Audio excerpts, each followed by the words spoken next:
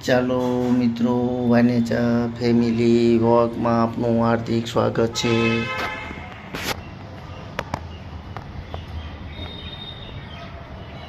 આજે આપણે સરસ મજાની રેસીપી બનાવવાની છે.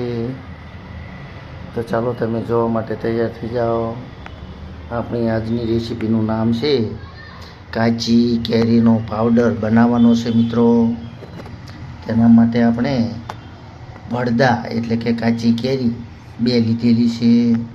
તેને સરસ રીતે છીણીને તૈયાર કરશું અને સરસ મજાનો પાવડર તૈયાર કરવાનો છે, જે આખું વર્ષ સુધી તેનો સ્ટોર કરી શકાય છે.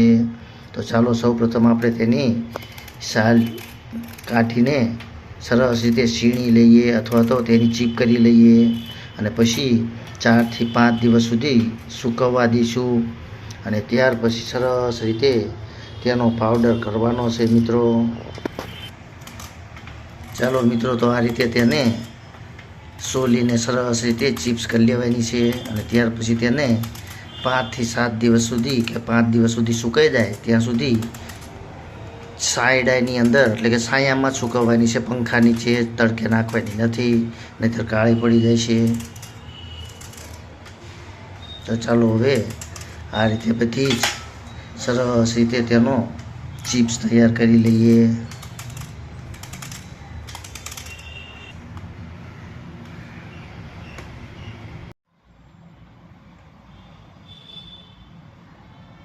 ચાલો મિત્રો, તમે જોઈ રહ્યા છો સરસ મજાનો આજે આપણે કાચી કેરીનો પાવડર જે બનાવવાનો છે તેના માટે આપણે કાચી કેરીનું કટિંગ કરીને 4 થી 5 દિવસ સુધી સરસ રીતે સૂકવીને તૈયાર કરી લીધું છે. તમે જોઈ રહ્યા છો સરસ મજાનું કડકડું અને સુકાઈને કમ્પ્લીટ થઈ ગઈ છે ચિપ્સ.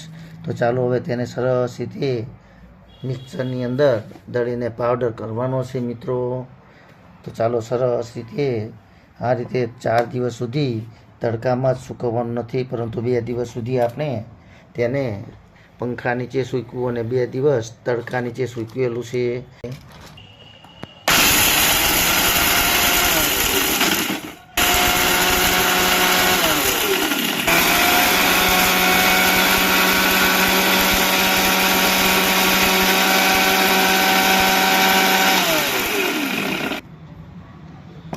ચાલો મિત્રો, તમે જોઈ રહ્યા છો સરસ મજાનો આપણો કાચી કેરીનો પાવડર તૈયાર થઈ ગયો છે મિત્રો, જે આપણે આખા વર્ષ માટે સ્ટોર કરી શકાય છે. જ્યારે જરૂર પડે ત્યારે તેનો ઉપયોગ થઈ શકે મિત્રો. તો સરસ મજાનો આપણો કાચી કેરીનો પાવડર તૈયાર થઈ ગયો છે. તો આવી રીતે તમે પણ સ્ટોર કરજો. જ્યારે જરૂર હોય ત્યારે તેનો આખા વર્ષ માટે ઉપયોગ કરી શકાય છે મિત્રો. જો તમે પણ આવો સ્ટોરેજ કરી લેજો, એટલે કે સ્ટોર કરી લેજો. જય યોગેશ્વર ભગવાન, જય માતાજી. જો તમને મારી આ રેસીપી પસંદ આવી હોય તો લાઈક, શેર અને સબસ્ક્રાઈબ કરજો.